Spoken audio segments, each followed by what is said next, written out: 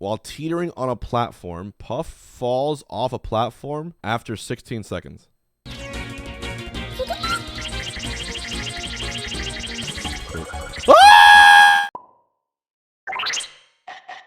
Say something bad about this game. My first favorite one is this one. The fact that competitive is played with 90% glitches says a lot. Okay, this one should be on the front page of Scrub Quotes for everything. Only because they consider the main facets of Melee being wave dashing, L canceling, be glitches. When you realize that L canceling has been in the game since 64, and there actually is an article from Sakurai pretty much stated and proved that wave dashing is actually part of the game. From a May 2008 issue of Nintendo Power Magazine. I'm trusting this guy with it, but I'm pretty sure it is. Of course, we noticed that you could do that during the development period. If you noticed you could do it during the development period and you left it in the game, it's not a glitch, is it? It's a feature, which is one of those commonly placed memes in terms of programming and development. But quite literally, it is. Once again, I don't think that statement holds any ground at all, only because they're not necessarily glitches. Glitches are like, you know, black hole glitch and things that you use for speedrunning. But even then, speedrunning should be something that is appreciated, I think, throughout the entire time. Another one that's classic. Roy's dash tech is the worst programmed thing that I've ever seen. Yes, that one I can fully agree with. I think there's a lot of moves in this game that were not properly finished, and we'll pretty much chalk that down to be just developer oversight, or the fact that there's only, I think, 2 versions of the game ever released. And Luigi's dash tech also doesn't have any last hitbox. I think Samus's upper as well. There's a lot of moves that just lack a finishing move at the very, very end. And because of that, the game doesn't feel complete. So that one's fair. That one's valid. HBox is good at it. Definitely a valid reason to hate it. The graphics aged poorly. Now, this is a GameCube game, but if you've noticed, nowadays in tournaments we use slippy upscaling, which I think, maybe I'm crazy, but I think it looks pretty damn good when it's upscaled. Here's a good one from Kevin Toy, PPU, and he said, the community treated the ultimate commentators that casted in Melee tournaments like complete outsiders and drove them out of wanting to commentate our tournaments. The hostility was completely unwarranted and gross. The biggest rift I've ever seen between the two Smash communities was when Melee and Brawl came out. There was definitely tons of hatred between Melee and Brawl. And nowadays, because I was part of every community, and nowadays I would say the hostility between Melee and Ultimate definitely much lower than what it used to be. But I still think that now it's like when you were trying to be a Melee caster or an Ultimate caster hopping to Melee, even vice versa, I just feel like you're gonna have people who have been, you know, good at most games. But Melee, like, they just didn't like Ultimate commentators hopping in. They saw them as different. They saw them as people that, like, oh, you wouldn't get the game. And there is definitely in Melee this, like, it's very cliquey. I will say that the community is very cliquey, kind of like high school. And if you're not in the circle, you're just not in it, you know. I will say that to me felt like kind of a slap in the face to a lot of people who actually wanted to commentate. Cody Schwab, the game is too popular, so a bunch of people try to have an opinion on this game without knowing jack shit, and I have to read this nonsense all day. This is pretty much the best TLDR of this segment that I can even imagine. It's extremely popular. It's probably the most. I think there's a good chance it might be the most played GameCube game ever. But to me, you know, this is valid. This is valid in what it is. You're gonna have the more people on something, the more shit posters you're gonna have, and so that, to me, is an important thing. You probably shouldn't speak on something unless you know what you're talking about. And I, too, have been guilty of speaking on things that I have no idea about. Mr. R. Never understood how basically they have a modded version of the game, but refuse to add control scheme options like putting tap jump off, which would help countless Ultimate players consider playing Melee more, including me. And this one right here, interesting. It's not really about a gripe about the game, more so a gripe about Slippy, right? We play on a modded version of the game today. Shouldn't be a surprise to anyone. It's what allows us to play the game when we do on stream and online and get these good graphics and upscaled versions and modded versions where wobbling is disabled and all these sort of things and stadium is frozen. But having tap jump not be part of the game, that would be very, very interesting, right? That would be an interesting mechanic because I'm a tap jumper. In fact, most people aren't tap jumpers. I'm one of the very, very few people. Being a tap jumper in Melee is like kind of like being left-handed in real life. So I think that's a good point for Ramen. I would like to see a version where tap jump is there. I think that would be cool. It might open a slippery slope, and we're already on a slippery slope with controllers. My biggest gripe about Melee right now is probably the controller aspect of it, but that's a whole different conversation. Unless you dedicate a lot of time to getting somewhat decent at this game, it genuinely feels like ass to control. This tweet feels like ass to read, my friend. I think Melee offers more movement options than any of the Smash games, quite literally. But you should play it more. And then a tweet like this, and I'm not even saying this, guys. Obviously, this is opinions. No opinions on the people itself. I'm sure Cryzen Graphics is a very nice fellow, but as Cody said, I feel like I feel like people have to play the game more. But this one got 8,800 likes on that one. Holy shit! Fucking wow! So many people agreed with this. Wow, maybe I'm crazy. Damn, that's actually pretty wild. That's pretty wild. Griffin Miller Fatality. Playing the game casually today isn't great unless you have decent tech skill. Universal buffer systems are so prevalent in modern games that going back to playing games without them can be quite jarring. And this is coming from someone who loved Melee as a kid and still loves it today as a spectator. Didn't feel bad to me because those were great, different times. Yeah. Melee, obviously new Smash games have a much more robust buffer system. Melee was kind of like, you gotta get your stuff out when it's right there. Melee is definitely a far less forgiving game. It will reward you very kindly if you manage to get your things out on the frames that are available and your punishes when they are. You can't really hop in and mash and kind of expect to win like every other game. I feel like every other fighting game, when you're a complete scrub, like Street Fighter, even Tekken, even Ultimate, if you're a masher, you can get something going sometimes, right? But, you know, you're not going to hold a candle to most of the top players. But Melee, I've always noticed Melee, you can't mash in Melee. There's just, you're just going to get fucked. Even by a person who's like 10% better than you. You're going to get destroyed, I think. Wisely, I don't understand why the competitive scene existing makes so many casual fans mad. If you want to run around and do free-for-alls with items, that's totally fine. No need to compare yourself to tournament play. That's true, but the most popular aspect of viewability for the game is competitive play. And I think that whenever you go on Twitch and see it, you're going to see the people who are really, really good at it. Rarely do people want to watch the party aspect of the game. It's just competitive stuff is more hype. It's like, would you rather watch someone playing Mario 64 casually or a Mario 64 speedrunner about to break the world record? It's not even a contest. In spite of the name, it features little to no gay sex. That's actually a very good point. It is called Super Smash Brothers. And I've checked. There is no gay sex in this game at all. I've checked. People still try to stop the growth of low-tier characters in competitive play by shaming people against using anything but high-tier characters. Large chunks of people won't play against low tiers even when friendly. It's extremely bad for the longevity of the game and awful sportsmanship. I think when you're in a tournament setting, you're forced to play against everyone. You can't just tell someone to get off that character when you're in a tournament. That's it.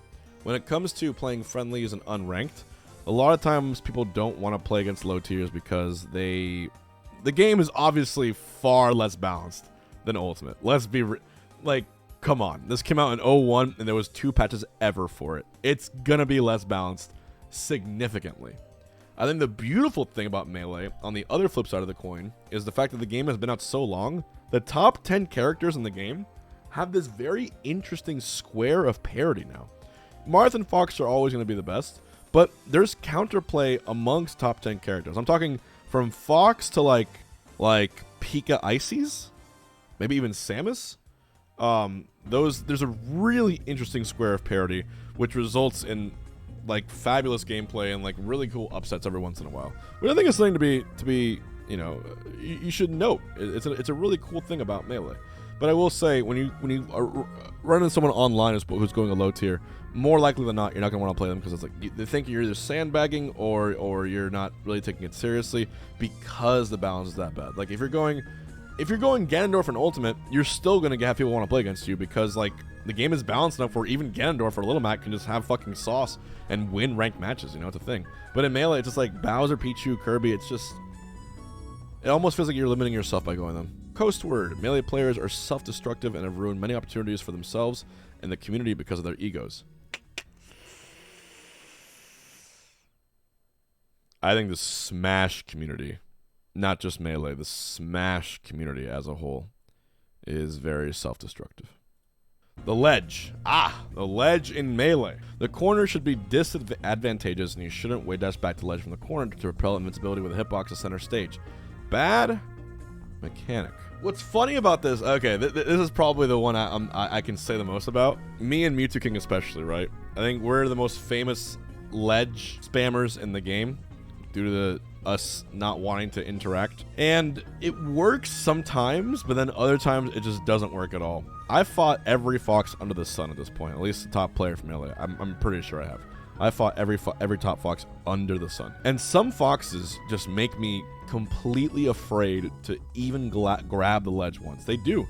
They somehow manage to get me off it with down tilts and perfectly placed shines, and I just don't want to, like, be there. But, 75% of foxes otherwise, when I hold the ledge, they just give up or they jump off and then they do dumb shit, and it happens, They pull like a Mango Evo 2015 where he just his brain just melted and the whole set fell apart when I was just trying to hold patience and kind of get in his head. And sometimes it worked too well there. But when you go to Ultimate, one time you got the ledge, you're already vulnerable. All right, and I've killed many people with puff down smash for that reason. If that was in Melee, yeah, it would force a lot more interaction. I will say that. Infinite Wisdom Hugs. Sheik throws a needle that lays down on the floor, and that single needle will stop a fully charged Samus shot. Holy shit, this is true.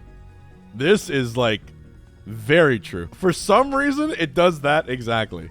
This tiny little needle just vaccinates the entire charge shot. That I've never understood why that happens. Knuckles, the reality is, if you want to completely degenerately win in this game, you could.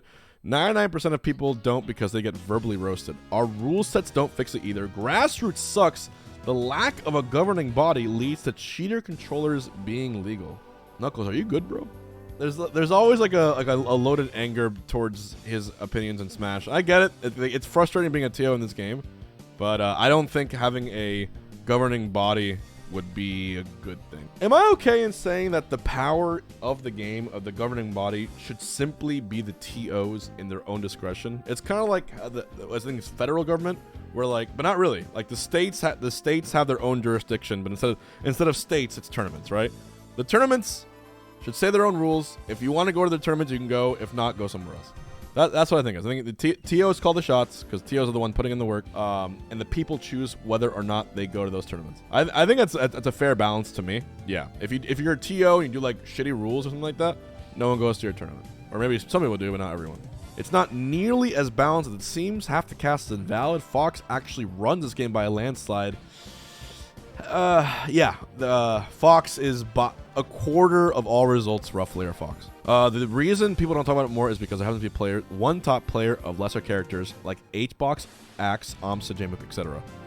Mav kind of spitting here, but also Fox has a hard counter in Marth. Not even a hard counter, just I think Marth can beat Fox most of the time, and the best player isn't a Fox. I will say this, tell me if you disagree. As crazy and annoying as he is, I feel like Fox is, in some ways, a very ideal best character. He's a very ideal top tier.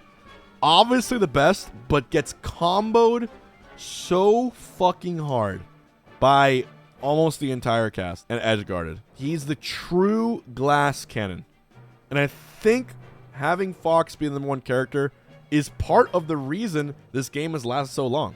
He's just a walking. It's like if Oppenheimer made a character. It's just like he's a bomb at any point, but so fragile. I will complain about Fox in the days. I'll take 30 Foxes before I have to fight a single Puff Ditto or a campy Marth. It's just it at least is there, right? I don't know. That's what I see. Ziff, my boy from Atlanta.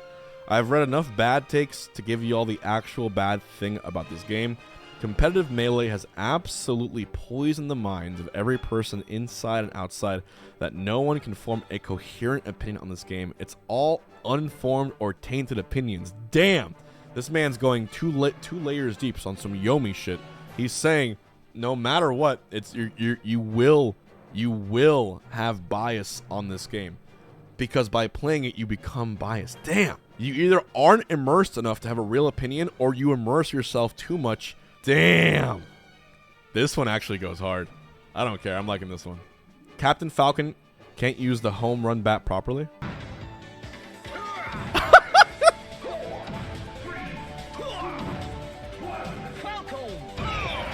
I've never understood that part. I've never understood that. Ganondorf being added as a clone in this game tarnished his moveset for the next 20 years. Damn! That is a cool take, man. Damn. I mean, he got the sword and ultimate, but this is actually true. This one is actually a valid point. He's like, Ganondorf and Falcon have nothing like character-wise in common apart from them being tall humanoid characters. But Melee Ganon is one of the most fun characters, but can you believe that somehow Nintendo managed to make Ganondorf either the worst or bottom 3 in both Brawl and then Smash 4 and then Ultimate 3 times a chance to balance Ganondorf, and Sakurai did not manage to do it. I don't know why. It is a bizarre thing. You would think the games have different best characters. Why not a different worst character? Melee is not the pinnacle, end-all, be-all of platform fighters. It's a great game that inspired the majority of the genre, but it's over 20 years old and has mechanics that have been improved over time. Y'all realize we don't have Ultimate without Melee. We don't have Smash 4. Well, having Smash 4. We don't have Ultimate without Melee. We don't have all of the amazing platform fighters that we do today without Melee. You can't expect it to be perfect, but God, if Melee did not lay the foundation for the platform fighter genre, I don't know what did. And some people even argue that the next platform fighters aren't even as good as Melee. If a game takes 500 hours of practice to become fun, it's not a fun game.